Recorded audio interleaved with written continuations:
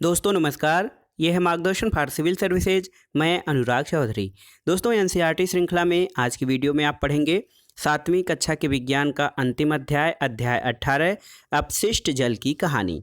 इस अध्याय में आप जानेंगे जल किस प्रकार हमारे जीवन के लिए आवश्यक होता है, वाहित मल क्या होता है, प्रदूषित जल को उपचारित कैसे किया जाता है और किस प्रकार स्वच्छता और वाहित मल निपटान द्वारा रोगों और बीमारियों से बचा जा सकता है। तो आइए शुरू करते हैं आज का वीडियो। 7वीं कक्षा के विज्ञान का अध्याय 18 अपशिष्ट जल की कहानी। दोस्तों हम सभी अपने घरों में जल का उपयोग करते हैं और उसे गंदा या दूषित करते हैं। दूषित आपको ये सुनकर आश्चर्य होगा क्योंकि झाग से भरपूर तेल मिश्रित काले भूरे रंग का जल जो सिंक, शौचालय, लॉन्ड्री आदि से नालियों में जाता है वह जल दूषित या अपशिष्ट जल कहलाता है और इस प्रकार के कार्यों में प्रयुक्त जल को व्यर्थ नहीं जाने देना चाहिए। हमें ऐसे जल से दूषित पदार्थों को हटाकर उसे स्वच्छ बना लेना चाहिए। और क्या आपने कभी सोचा है कि अपशिष्ट जल कहाँ जाता है और इसका क्या होता है? तो आइए इसके बारे में जानते हैं। दोस्तों जैसा कि आप सभी जानते हैं जल हमारी जीवन रेखा है और बिना जल के जीवन संभव नहीं है। स्वच्छ जल मानव की मूलभूत आवश्यकता है और स्वच्छ जल के आइए देखते हैं कौन कौन से प्रमुख जो हैं उपयोग होते हैं। यहाँ पर देखिए स्वच्छ जल के उपयोग। तो स्वच्छ जल के उपयोग यानी पेयजल का उपयोग जो हम करते हैं खाने में, पीने में, भोजन बनाने में। और इसके अलावा हम जो है देखिए खाने पीने भोजन बनाने आदि में स्वच्छ जल का उपयोग करते हैं। दुर्भाग्य से देखा जाए तो जो उपयोग के लिए पीने योग्य जो जल है हमारा, वो उपयोग के लिए पीने योग्य जल बहुत कम मात्रा में उपलब्ध है और सभी को यह उपलब्ध भी नहीं है। एक रिपोर्ट के अनुसार 1 अरब से अधिक व्यक्तियों को सुरक्षित पेयजल उपलब्ध नहीं है। इसके कारण दुनिया की जनसंख्या का बहुत बड़ा हिस्सा जल से संबंधित बीमारियों और रोगों से पीड़ित रहता है और मृत्यु का ग्रास हो जाता है। तो एक रिपोर्ट है जिसके अनुसार दुनिया में 1 अरब से अधिक व्यक्तियों को सुरक्षित पेयजल या स्वच्छ पेयजल उपलब्ध नहीं है। दोस्तों कई क्षेत्रों में बालिकाओं और महिलाओं को स्वच्छ जल लाने के लिए कई किलोमीटर तक पैदल भी चलना पड़ता है और यह मानव गरिमा के लिए गंभीर समस्या है। और आपने जाना है कि दोस्तों किस प्रकार से जनसंख्या वृद्धि, प्रदूषण, औद्योगिक विकास, कुप्रबंधन और अन्य कारकों के कारण ताज़े जल की आपूर्ति में बढ़ती कमी हो गई है। और स्थिति की गंभीरता को समझते हुए विश्व जल दिवस 22 मार्च 2005 को संयुक्त राष्ट्र की जनरल असेंबली यानी संयुक्त राष्ट्र संघ की जो सामान्य परिषद है जो हमारी, उसने 2005 से 2015 तक की अवधि को जीवन के लिए जल पर कार्य करने के लिए अंतर्राष्ट्रीय दशक के रूप में घोषित किया था। और इस दशक में किए जाने वाले सभी प्रयासों का उद्देश्य उन व्यक्तियों की संख्या को घटाकर आधा करना है जिनको कि सुरक्षित पेयजल उपलब्ध नहीं है। तो एक प्रकार से जो ये दशक मनाया जा गया था 2005 से 2015 द्वारा संयुक्त राष्ट्र संघ महासभा द्वारा जो दशक मनाया गया था वो इसलिए ताकि लोग जागरूक हों और जल का उपयोग और उसके दुरुपयोग को समझें तथा साथ ही उन व्यक्तियों के लिए वो उनका महत्व समझें जिनके लिए जल उपलब्ध नहीं है। दोस्तों जल की सफाई करने के प्रक्रम में जल के स्रोतों में प्रवेश अथवा उसके पुनः उपयोग करने से पहले उसमें से जो प्रदूषक हैं यानी गंदगी करने वाले पदार्थ हैं उनको अलग करना शामिल होता है। अपशिष्ट जल के उपचार का यह प्रक्रम सामान्य रूप से वाहित मल उपचार कहलाता है। वाहित मल उपचार जो है वो जल की सफाई का एक प्रक्रिया है और यह प्रक्रिया अनेक चरणों में पूरी होती है। तो सबसे पहले आइए जानते हैं वाहित मल क्या होता है। तो वाहित मल घरों, उद्योगों, अस्पतालों, कार्यालयों और अन्य उपयोगों के बाद प्रवाहित किए जाने वाला अपशिष्ट जल होता है। इसमें वर्षा जल भी शामिल होता है जो तेज वर्षा के समय गलियों में बह जाता है।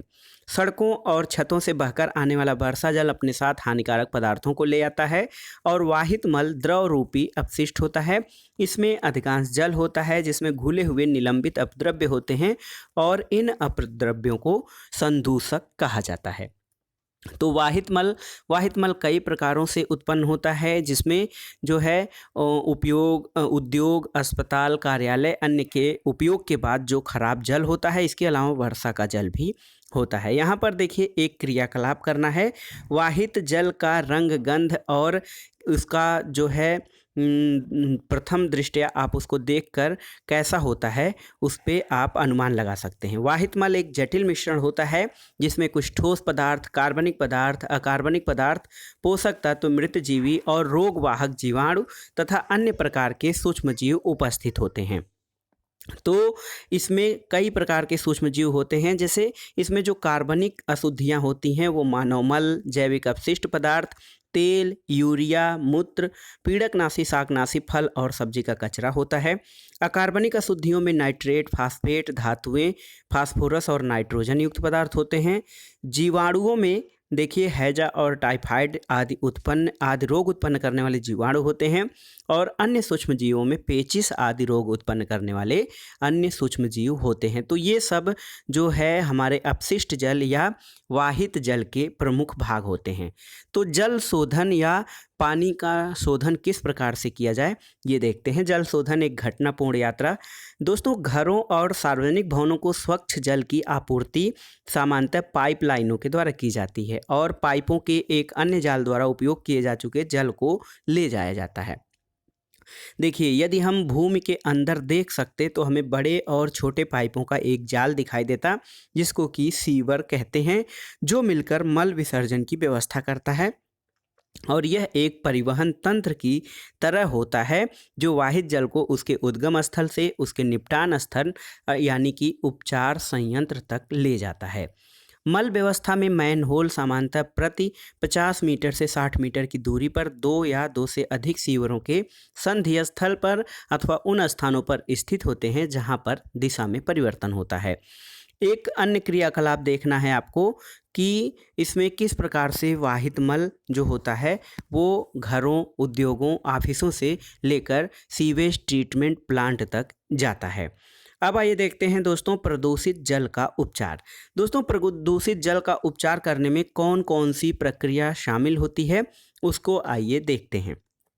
तो प्रदूषित जल का उपचार करने में एक लंबी प्रक्रिया उसमें होती है। लंबी प्रक्रिया में जैसे जल होता है उसको फिल्टर किया जाता है, फिर फिल्टरित जल को क्लोरीनीकृत किया जाता है, यानी उसमें क्लोरीन से उसको जो है उसका जीवाणुनाशी किया जाता है, जीवाणुनाशक बनाया जाता है।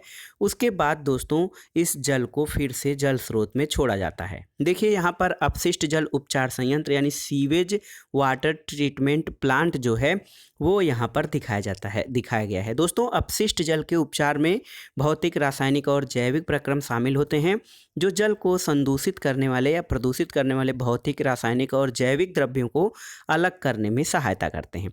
इसकी प्रक्रिया क्या होती है अपशिष्ट जल के उपचार की, उसको आइए देखते हैं। सबसे पहले अपशिष्ट जल को ऊर्ध्वाधर लगी छड़ों से बने सलाका छन्ने यानी बार स्क्रीन से गुजारा जाता है।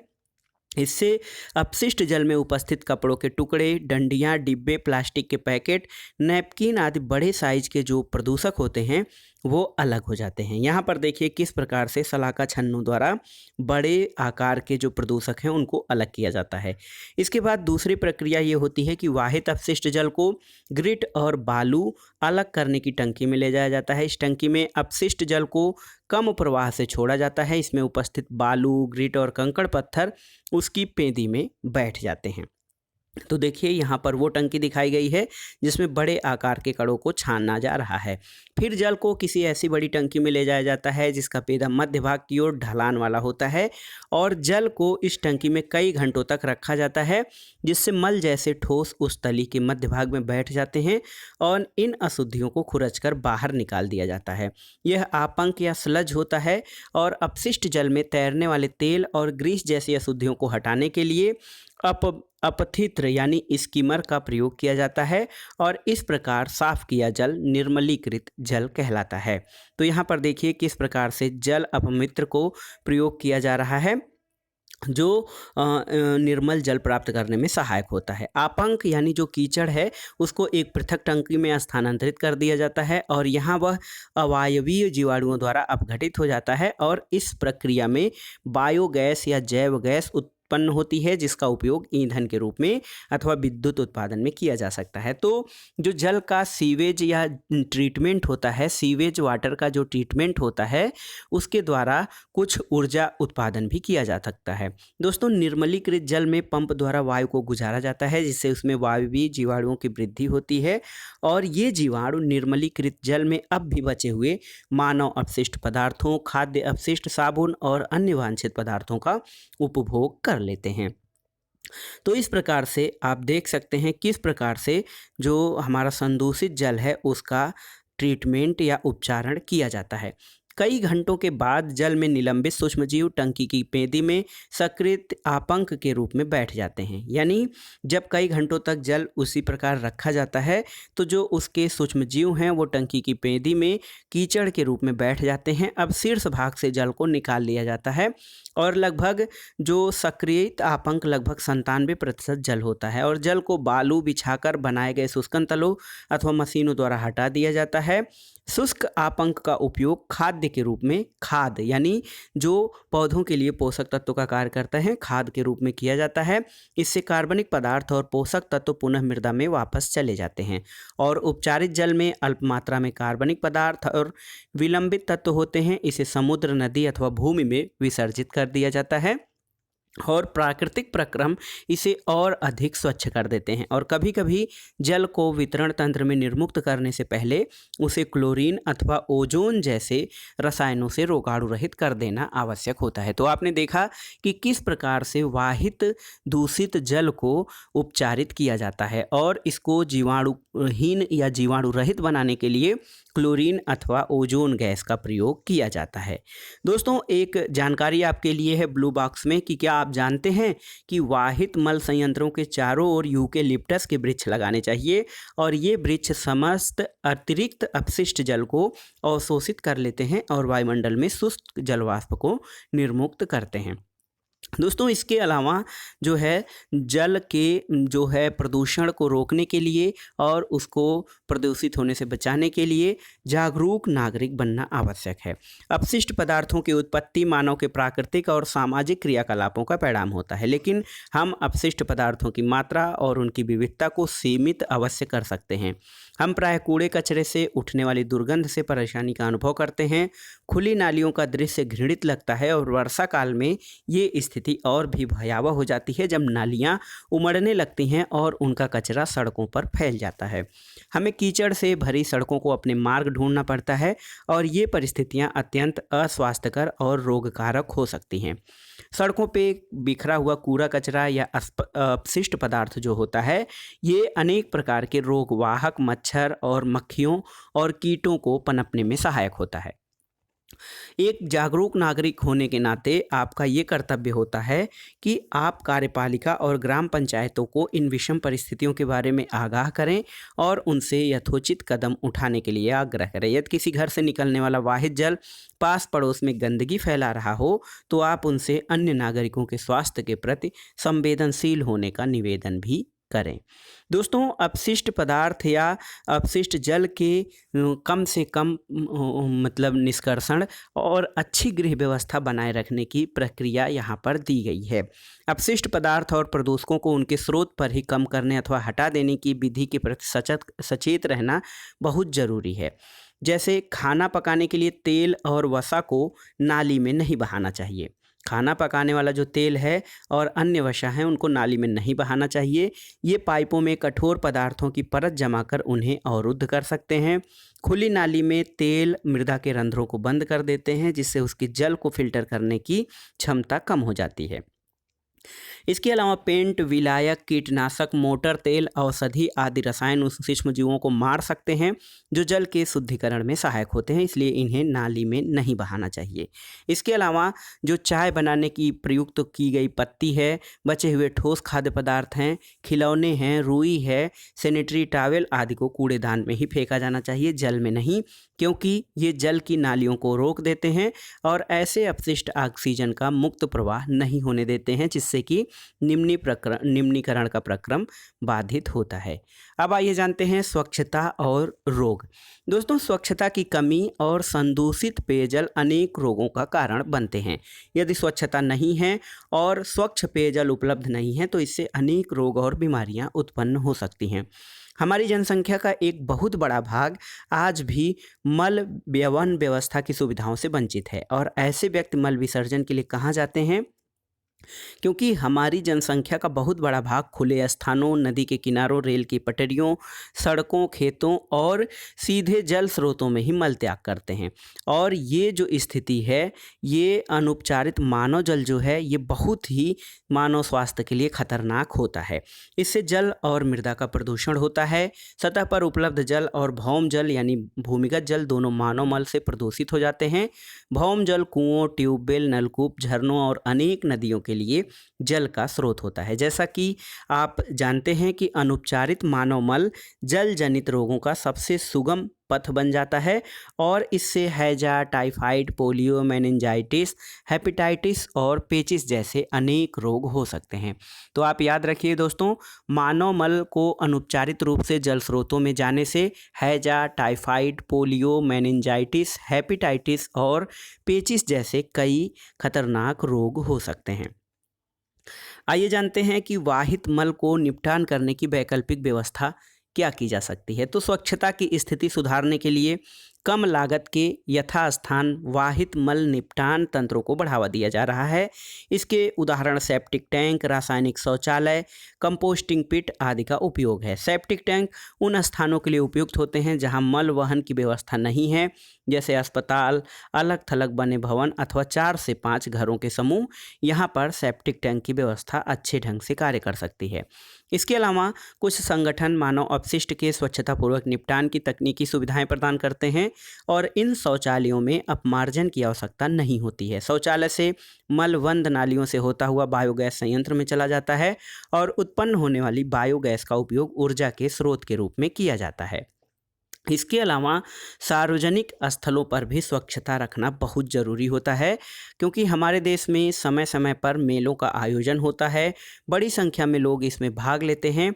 इसी तरह railway station, bus stand, airport, अस्पताल आदि बहुत भीड़ भाड़ वाले सार्वजनिक स्थल होते हैं और प्रतिदिन हजारों लोग यहाँ आते हैं। यहाँ विशाल मात्रा में अपशिष्ट पदार्थ या गंदे पदार्थ उत्पन्न होते हैं और इनका उचित निपटान आवश्यक होता है, अन्यथा यह महामारी के रूप में बदल सकती है और व्यापक स्तर पर महामारी फैल सकती है। सरकार ने स्वच्छता के कुछ निश्चित मानक निर्धारित किए हैं, लेकिन दुर्भाग्य से इनको सख्ती से लागू नहीं किया जा रहा है। आज स्थिति ये है कि अनेक गांवों को खुले में शौच मुक्त यानी ODF गांव बनाया जा रहा है और स्वच्छ भारत मिशन के तहत भारत में अनेक जगहों पर स्वच्छता कार्यक्रम चलाए जा रहे हैं। लोगों के अंदर जागरूकता भी आई है और इसी के अलावा स्वच्छ शहर सर्वेक्षण भी भारत सरकार द्वारा चलाया जा रहा है, जिससे कि किसी शहर को स्वच्छता के मानक को पूरा करना होता है।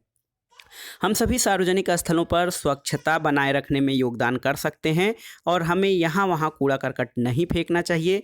यदि किसी स्थान पर कूड़ेदान न हो तो हमें अपना कचरा घर ले आना चाहिए और उसको कूड़ादान में ही निपटाना चाहिए। आइए देखते हैं ब्लू बॉक्स में कृमि प्रसंस्करण शौचालय क्या है। भारत में ऐसे शौचालय की रूपरेखा का परीक्षण किया गया है जिसमें मानव मल को केंचुओं द्वारा उपचारित किया जाता है और यह तकनीक मानव मल के सुरक्षित प्रसंस्करण के लिए आदर्श सिद्ध हो सकती है, क्योंकि इसके उपयोग में जल की बहुत कम मात्रा की आवश्यकता होती है। शौचालय का संचालन बहुत सरल और स्वच्छ है। मानव मल पूर्णतः कृमि केकों में परिवर्तित हो जाता है जो मृदा के लिए अति समृद्ध पोषक तत्व के रूप में आ सकते हैं, इसके काम में आ सकते हैं। अब आइए देखते हैं इस अध्याय में जो कि हमने पढ़ा अपशिष्ट जल की कहानी, उसका निष्कर्ष। अपने पर्यावरण को स्वच्छ और स्वस्थ रखने में हम सभी को भूमिका निभानी है। जल स्रोतों को स्वास्थ्य अवस्था में बनाए रखने के लिए आपको अपने उत्तरदायित्वों को समझना चाहिए, जागरूकता निभानी चाहिए और हमें अपने जीने के तौर तरीकों में स्वच्छता की आदतों को अपनाना चाहिए। परिवर्तन के दूत के रूप में आपकी वैयक्तिक पहल से बहुत कुछ अंतर आ सकता है। अपने साथ साथ दूसरों को भी दृढ़ संकल्प, विचारों और आशावादिता से प्रभावित कर सकते हैं और यदि सभी व्यक्ति एक साथ मिलकर कार्य करें तो बहुत कुछ हो सकता है। और क्योंकि सामूहिक कार्य में अधिक शक्ति होती है और सभी लोग चाह लें तो अपने आसपास के वातावरण को साफ सुथरा करके हम अनेक प्रकार के रोगों और बीमारियों से बच सकते हैं। महात्मा गांधी का कथन है दोस्तों कि मानवीय और पथ प्रदर्शक कार्य आरंभ करने के लिए किसी को भी किसी दूसरे का मुंह नहीं देखना चाहिए। अब आइए देखते हैं कि इस अध्याय के अध्ययन से आपने क्या सीखा। दोस्तों, आपने सीखा कि प्रयुक्त जल अपशिष्ट जल कहलाता है जिसका पुनः उपयोग किया जा सकता है। घरों, उद्योगों, कृषि कार्य, खेतों और अन्य मानव क्रियाकलापों में उपयोग किया जल अपशिष्ट जल को जनित करता है। यह वाहित मल कहलाता है। वाहित मल द्रव रूपी अपशिष्ट पदार्थ होता है जो जल और मृदा का प्रदूषण करता है। अपशिष्ट जल को वाहित मल उपचार संयंत्र में उपचारित किया जाता है। उपचार संयंत्र अपशिष्ट जल को किसी निश्चित स्तर तक प्रदूषकों से मुक्त कर देते हैं ताकि प्राकृतिक प्रक्रम द्वारा उसमें शेष रह गए प्रदूषकों का निपटान हो सके। और जहां भूमिगत मल व्यवस्था तंत्र और कचरा निपटान तंत्र उपलब्ध नहीं है वहां कम लागत के यथास्थान स्वच्छता तंत्र को अपनाया जा सकता है। अपशिष्ट जल उपचार के सह उत्पाद आपंक और बायोगैस होते हैं। खुली नाली व्यवस्था मक्खी, मच्छर और अन्य जीवों के लिए प्रजनन स्थल प्रदान करती है जो कि अनेक रोग उत्पन्न करते हैं। इसलिए हमें खुले में मल त्याग नहीं करना चाहिए और कम लागत विधियों को अपनाकर मल का सुरक्षित निपटान संभव किया जा सकता है। तो दोस्तों, ये था आज का वीडियो। एनसीईआरटी श्रृंखला के अंतर्गत 7वीं कक्षा के विज्ञान का अंतिम अध्याय 18 अपशिष्ट जल की कहानी। वीडियो आपको कैसा लगा हमें कमेंट बॉक्स में ज़रूर बताइएगा। वीडियो को लाइक करें, शेयर करें और इस चैनल मार्गदर्शन फॉर सिविल सर्विसेज को सब्सक्राइब करें। वीडियो देखने के लिए धन्यवाद दोस्तों। नमस्कार।